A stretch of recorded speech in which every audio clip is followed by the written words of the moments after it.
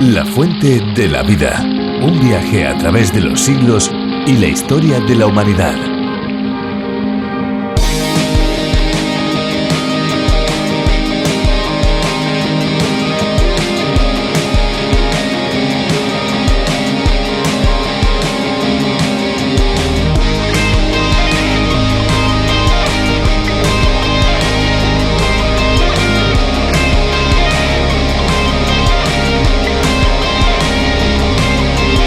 Cuando estamos cerca de las costas y respiramos profundamente, sentimos ese característico olor a mar, a sal, a playa, pero también en ocasiones llega hasta nosotros una sutil sensación como de azufre. Pues ese aroma precisamente proviene de la molécula de dimetilsulfido, un gas aromático que se produce cuando el fitoplancton o pequeñísimas algas marinas absorben la luz solar. Hola amigos, un saludo a todas las personas que nos escuchan, sean del país que sean, porque La Fuente de la Vida es un programa internacional. Sí, lo han oído bien, internacional. Aunque aquí tengamos acento español, contamos con oyentes desde Latinoamérica, Estados Unidos e incluso de otros países donde la lengua castellana no es muy hablada. Y esto es posible gracias a que en 1969 el creador del programa John Vernon McGee se diera cuenta del increíble poder y alcance que la radio tenía para poder enseñar la Biblia a todo el mundo. Eso fue durante una visita a la emisora Radio Transmundial en la caribeña isla de Bonaire. Desde hace años también tenemos una versión específica para España en las voces de Virgilio Bagnoni y Benjamín Martín, producida primero por Evangelismo en Acción y hoy en los estudios de Radio Encuentro, que es parte de Canal de Vida, Radio Transmundial en España. Parece que hacer las cosas de forma equivocada puede llegar a ser lo normal. De hecho, podemos llegar a constatar que en nuestra sociedad las malas acciones abundan, pero el que procura hacer lo correcto debería ser admirado. Lo que ocurre, en cambio, es que los que buscan una actitud irreprochable son víctimas de burlas y a menudo acusados de ser hipócritas. Se les llega a decir que se creen mejores que los demás. Esas personas que hacen el bien son verdaderamente un ejemplo a ser seguido y deberían ser la regla, no la excepción. Tienes mucha razón, Esperanza, pues precisamente hoy empezamos un libro que nos cuenta la historia de una persona que buscó lo correcto aún en momentos difíciles. Una de las personas más correctas que ha pisado la tierra es el libro de Job. Y hoy nos acercamos a su introducción y los primeros versículos del capítulo 1. Pues vamos allá, nosotros les damos nuestro número de WhatsApp por si quieren ponerse en contacto con La Fuente de la Vida, 601 20 32 65, 601 20 32 65. Escuchamos ya a Virgilio Bagnoni. La Fuente de la Vida. Nuestro pasaje bíblico de hoy se encuentra en el libro de Job, capítulo 1, versículos 1 al 5. En primer lugar, vamos a tener unas palabras de introducción. Comenzamos hoy nuestro estudio del libro de Job y este es un libro notable y de gran profundidad. Es el primero de los libros poéticos. En esta serie de libros que estamos comenzando hoy, tenemos además del libro de Job los libros de Salmos, Proverbios, Eclesiastés, Cantar de los Cantares y Lamentaciones. La clasificación de libros poéticos se refiere a la forma y no a un contenido imaginativo o irreal. Tampoco debemos interpretar con el término poético como si fuera una obra que tiene rima. La poesía hebrea se forma por medio de la repetición de una idea, a lo cual se llama paralelismo. Ahora, el diálogo en el libro de Job es poético. Toda la conversación se desarrolla en forma poética. Si usted ha leído alguna vez la Ilíada o la Odisea de Homero, podrá comprobar que son ejemplos de literatura secular de esta forma hebrea. Ahora, este libro es algo realmente notable, como ya hemos dicho. Hay muchas cosas interesantes que se pueden decir de él. ¿Quién fue su autor? Pues bien, se ha sugerido que Moisés podría haber sido su autor. Hay otros que opinan que fue Esdras quien lo escribió. Otros dicen que Salomón, y aún hay otros que mencionan a Job y también a uno de los amigos de Job, llamado Eliú. Él fue uno de los consoladores deprimentes de Job. Hay quienes creen que fue este hombre Eliú quien lo escribió. La idea de que fue Eliú su autor está basada en los versículos 16 y 17 del capítulo 32 de Job, que dicen lo siguiente: Yo pues he esperado, pero ellos no hablaban. Antes bien callaron y no volvieron a responder. Por eso yo también responderé mi parte, también yo declararé mi juicio. Estas palabras no fueron dichas en el contexto de la conversación, pero el autor estaba expresando sus propios pensamientos en primera persona. Después de estas palabras, la conversación se reanudó y era Eliú el que estaba hablando. Este detalle podría indicar que él fue el escritor de este libro. Hay algo más que es de interés acerca de este libro, y es que no sabemos el período en el que vivió Job. No sabemos ni siquiera dónde vivió. Sabemos que se dice en el texto, en el primer versículo, que Job estaba en la tierra de Uz. Parece que no se ha podido determinar el lugar concreto donde estaba la tierra de Uz. Es interesante que el tiempo de la escritura del libro y el lugar donde se desarrolló la acción, detalles esenciales en otros libros, aquí no se dan. Nuestra sugerencia es que este libro fue escrito durante el período de los patriarcas. Es posible que Job haya conocido a Jacob. El hecho de que el libro de Job no hace referencia a la ley de Moisés ni a ninguno de los eventos registrados en el libro de Éxodo parecería indicar que fue escrito antes del Éxodo. A continuación incluimos una lista de argumentos que nos inclinan a colocar a Job en la época de los patriarcas. Primero, tenemos el hecho de la duración de la vida de Job. Se nos dice al final de este libro, en el capítulo 42, versículos 16 y 17. Después de esto vivió Job 140 años y vio a sus hijos y a los hijos de sus hijos hasta la 4ª generación. Job murió muy anciano, colmado de días. Sabemos que en la época de los patriarcas el período de vida de la gente abarcaba muchísimos años, como en el caso de Job. Esto lo situaría a él en ese período de los patriarcas que hemos mencionado. Segundo, en este libro encontramos que Job actuaba como el sumo sacerdote en su familia.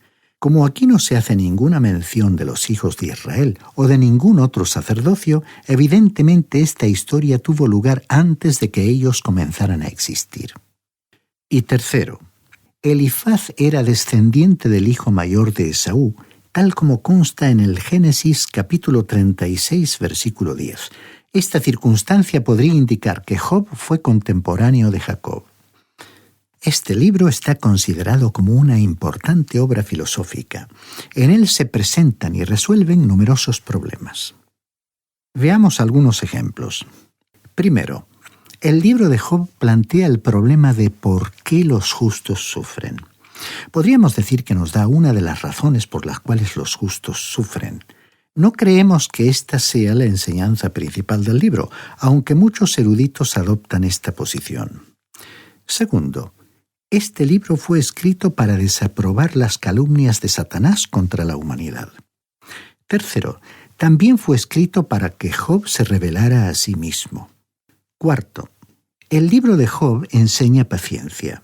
Recordemos que Santiago nos dijo en su carta capítulo 5, versículo 11. Habéis oído de la paciencia de Job. Ahora bien, ¿fue Job paciente? Sinceramente es difícil describirlo como un hombre paciente. Al leer el libro no se oye nada sobre la paciencia de Job. Consideraremos esto cuando lleguemos al final del libro. Y quinto, creemos que el propósito principal del libro de Job es el de enseñar arrepentimiento. Si usted no está de acuerdo con esta conclusión, le rogamos que nos acompañe hasta que lleguemos al final del libro y después saque usted sus propias conclusiones. Usted puede ver que cuando los hombres escriben hoy un libro sobre el arrepentimiento, siempre buscan a un personaje que ha tenido un comienzo pecaminoso. Por ejemplo, tenemos a Manasés, el rey más impío del reino de Judá. Estudiamos su historia en los libros históricos del Antiguo Testamento y vimos que se arrepintió. Debemos decir que nos agrada pensar en esa clase de arrepentimiento. También tenemos a Saulo de Tarso, el mayor enemigo que tuvo el Señor Jesucristo. Él también se arrepintió.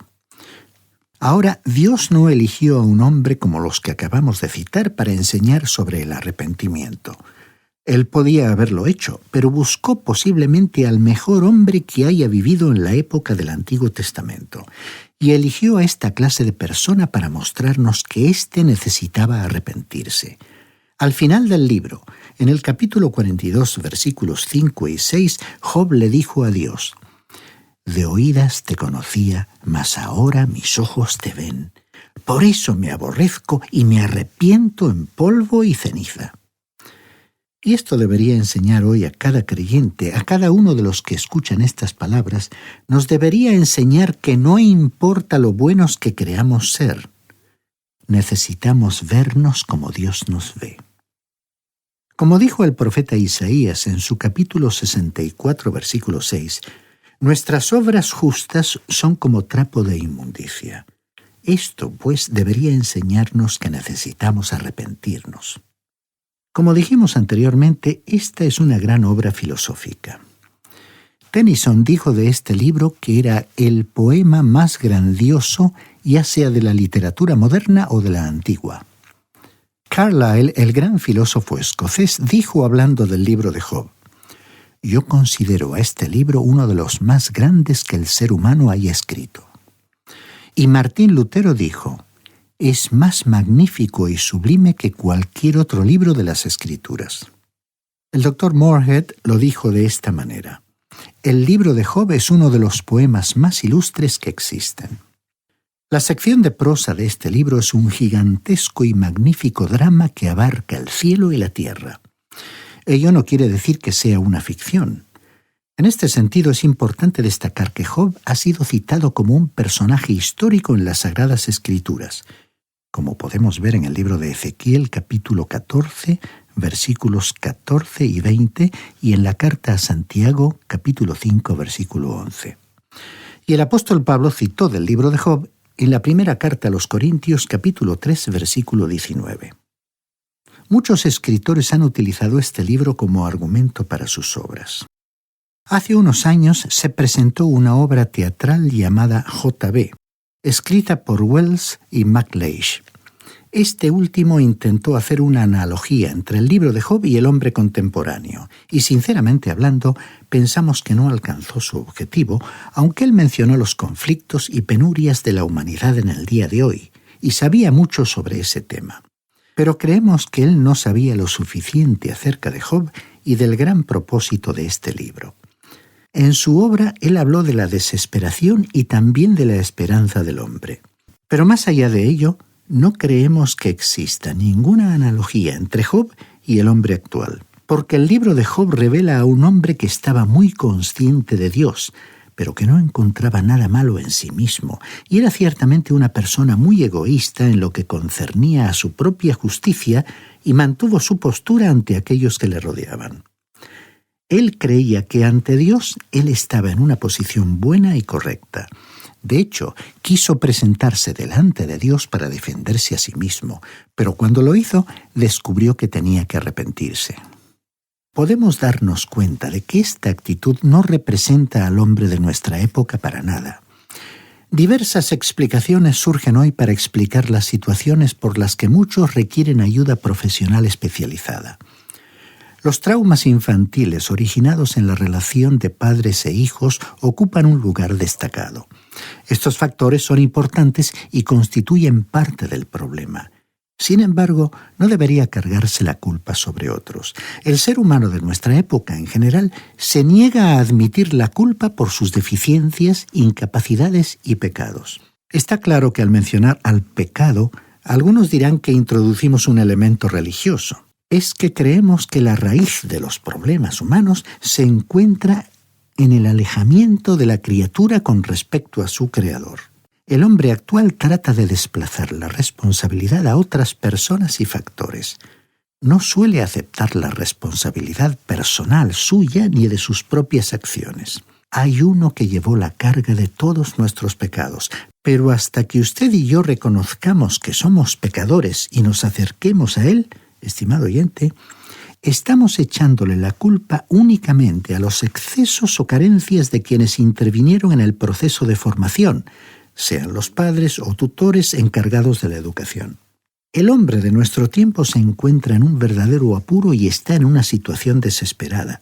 Pero su gran problema es que le está atribuyendo la responsabilidad a otros y no se puede dirigir a ningún lugar donde pueda encontrar el consuelo que necesita y ansía recibir. En cambio, se ha rodeado de todos los recursos del materialismo y secularismo. El problema es que muchos de nuestros contemporáneos no tienen a Dios en sus conciencias. No saben que tienen un Salvador a quien acudir. El caso del patriarca Job fue diferente. Él era muy consciente de Dios y confiaba en Él. El hecho fue que, como veremos más adelante, Dios le hizo pasar a Job por una experiencia extremadamente dura y dolorosa que finalmente le conduciría hasta su misma presencia. El hombre de nuestros días está pasando por una experiencia difícil de sobrellevar, incluso en una sociedad afluente. A pesar de todos los artilugios y comodidades disponibles en la actualidad, el ser humano se halla completamente a la deriva en el medio de un vasto mar, aferrado a un pequeño resto de madera que quizás proviene de un naufragio. No sabe dónde se encuentra ni hacia dónde se dirige, y eso es algo que causa temor. En realidad, esta condición está obligando a algunas personas a pensar en que allá, en algún lugar, hay alguien, hay un ser trascendente. Incluso existe cierto reconocimiento de la persona de Jesús. Pues bien, así nos estamos acercando a la realidad, pero aún así no se aprecia la totalidad de esta realidad espiritual hasta que alguien no viene a Jesucristo como un pecador para aceptarle como su Salvador. Hoy en día escuchamos mucho acerca de compromiso, dedicación y entrega a Cristo. Y de paso quisiéramos preguntarle, estimado oyente, ¿cuál es su dedicación? Si usted piensa que es nada más que el acercarse a Él hoy y decirle que lo va a convertir en su Señor, como muchos dicen, eso en realidad no será suficiente.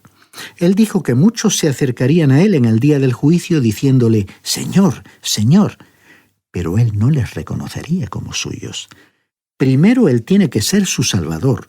Él murió por usted. Si usted no comienza contemplándole en la cruz, no comenzará en absoluto una relación con Él. Hemos dedicado algún tiempo a estas reflexiones porque las consideramos necesarias para una comprensión mejor de este libro. Ya dijimos que Job tenía conciencia de la presencia de Dios durante todo el período que duraron sus problemas. Él no estaba a la deriva en el sentido que las personas de nuestro tiempo se encuentran. Lo que Job no podía entender era por qué Dios permitió que él tuviera que soportar esas tragedias familiares y sufrimientos. El patriarca no reconoció que necesitaba arrepentirse hasta que Dios le sometió a ese proceso. Y nos gustaría presentar ahora un bosquejo del libro de Job en la forma en que lo hemos dividido. Es algo bastante sencillo. Tenemos aquí un gran drama y es presentado en los primeros 2 capítulos en el estilo de prosa.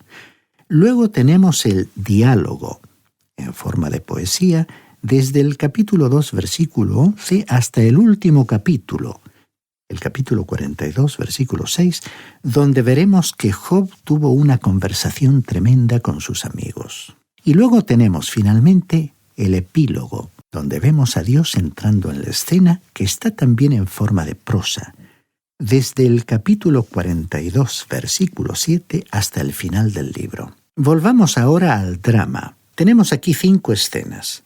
La primera escena se desarrolla en la tierra de Uz, donde se presenta a Job como un hombre muy próspero que goza de mucha tranquilidad, en el capítulo 1, versículos 1 al 5. Luego tenemos la segunda escena, y aquí nos dirigimos hacia el cielo para escuchar las acusaciones de Satanás ante Dios y contra Job, en el capítulo 1, versículos 6 al 12. La tercera escena tiene lugar nuevamente en la tierra de Uz y vemos que comienzan a presentarse los problemas para Job. Perdió a sus hijos y su riqueza. Lo vemos en el capítulo 1, versículos 13 al 32. Luego, la escena nuevamente tiene lugar en el cielo. Esto lo vemos en el capítulo 2, versículos 1 al 6, y aquí tenemos otra vez a Satanás ante Dios. Luego, finalmente, y en otra escena, volvemos a la tierra de Uz, en el capítulo 2, versículos 7 al 10, y vemos que Job perdió su salud y también la compasión o simpatía de su esposa. Llegamos así en este capítulo a contemplar un drama en el cielo y en la tierra. Pasemos a la escena primera en el capítulo 1 de Job, versículos 1 al 5. El relato en el versículo 1 nos lleva a la tierra de Uz. Había en el país de Uz un hombre llamado Job. Era un hombre perfecto y recto, temeroso de Dios y apartado del mal. La tierra de Uz se encuentra en algún lugar del Medio Oriente y más allá de este dato no se sabe nada específicamente. Josefo, el historiador, arrojó un poco de luz sobre la ubicación de Uz.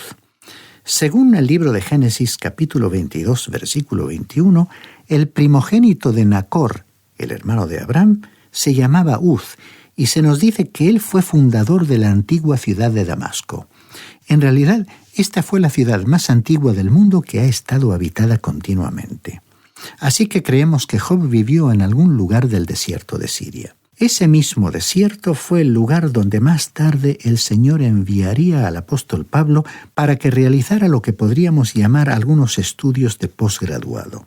Es que Dios preparó y disciplinó a muchos de sus hombres en el desierto. Estimado oyente, figurativamente hablando, su desierto y mi desierto pueden estar situados en diferentes lugares geográficamente y en cualquier lugar del mundo. Esto no es lo importante. Lo esencial es que hay ciertas lecciones que Dios quiere que aprendamos en ese lugar. Se nos dice aquí que este hombre era en realidad intachable, perfecto. Ahora, ¿qué quiso decir con eso de perfecto? Pues bien, quiso decir que él era perfecto en su relación con Dios, en el sentido en que ofrecía sacrificios, como veremos en el versículo 5, a favor de sus hijos. En aquellos días el sacrificio era un holocausto, que era una ofrenda en la que la víctima se quemaba completamente en el altar. Leemos también que este hombre era temeroso de Dios. Él tenía un temor reverencial, un respeto, un concepto elevado y santo de Dios, y como resultado odiaba el mal. En este sentido, era diferente al hombre y a la mujer de nuestro tiempo que no tienen un conocimiento de Dios. Pero vamos a conocerlo un poco más. Leamos los versículos 2 y 3 de este capítulo 1 de Job. Le habían nacido 7 hijos y 3 hijas. Su hacienda era de 7,000 ovejas, 3,000 camellos, 500 yuntas de bueyes, 500 asnas y muchísimos criados. Era el hombre más importante de todos los orientales. Vemos aquí que tenía una hermosa familia de 10 hijos. Era un hombre muy rico y toda su familia vivía rodeada de lujo y comodidades. Ahora, esos camellos eran muy importantes por varias razones, y parece que se dedicaba a los transportes, pero él tenía las asnas por la leche que daban, que se consideraba una exquisitez en esos días. Luego en el versículo 4 leemos: sus hijos celebraban banquetes en sus casas, cada uno en su día, y enviaban a llamar a sus 3 hermanas para que comieran y bebieran con ellos. Este hombre nadaba en la abundancia y tenía una vida fácil. Pero observemos que en medio de toda esta opulencia había un temor en el corazón de Job. Leamos el versículo 5. Y sucedía que una vez pasados los días de turno, Job los hacía venir y los santificaba. Se levantaba de mañana y ofrecía holocaustos conforme al número de todos ellos. Porque decía Job: quizá habrán pecado mis hijos y habrán blasfemado contra Dios en sus corazones. Esto mismo hacía cada vez. El detalle que aquí nos interesa es que Job no sentía que él necesitaba presentar un holocausto por sí mismo. Pensaba que estaba bien con Dios. Creía que quizás sus hijos o sus hijas no estaban tan cerca de Dios como debieran estar. De modo que ofrecía sacrificios por ellos. Él era como el sumo sacerdote en su propia familia. Ahora bien, este es el final de la primera escena y es una escena maravillosa de un hombre rico que tenía una hermosa familia que vivía rodeada de abundancia. Pero él tenía un temor en su corazón y pensamos que hay muchos en el día de hoy que sienten lo mismo acerca de sus propios hijos e hijas. Este hombre reconoció que él no podía hacer frente a ese problema por sí mismo y por tanto se dirigió a Dios.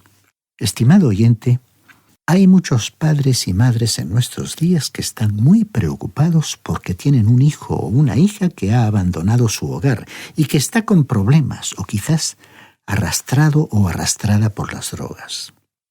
Y muchos de estos padres no han podido dirigirse a Dios como lo hizo Job, y como resultado están sobrellevando problemas demasiado complejos que no pueden resolver.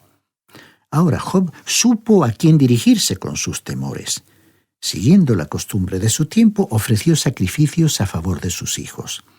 Aquellos holocaustos, que como dijimos eran sacrificios en los cuales la víctima se quemaba completamente en el altar, nos hablan de Cristo, el Cordero de Dios que quita el pecado del mundo. Él entregó su vida por usted, estimado oyente. Si usted acepta por la fe su sacrificio, se convertirá en un hijo de Dios y entonces tendrá a quien recurrir en los momentos de temor e incertidumbre que nos agobian y que no podemos enfrentar por nosotros mismos.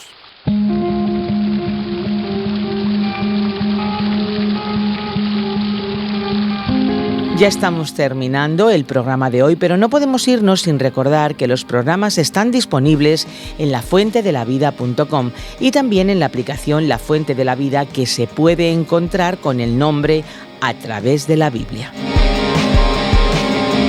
Si desean contactar con nosotros, nuestros números son el 91 422 0524 y el 601 20 32 65. Y si nos llaman desde fuera de España, deben pulsar el prefijo +34.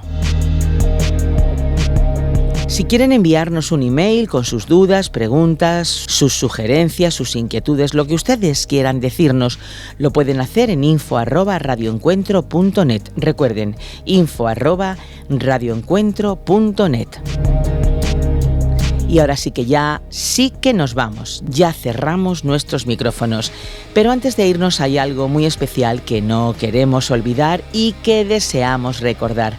Y es el motivo por el que producimos y difundimos este espacio. Y es que, amigos, hay una fuente de agua viva que nunca se agota. Beba de ella. Espero que te haya gustado este episodio de La Fuente de la Vida. Por favor, no te olvides de suscribirte al canal. Hasta la próxima. Este ha sido un programa de Radio Transmundial producido por Radio Encuentro, Radio Cadena de Vida.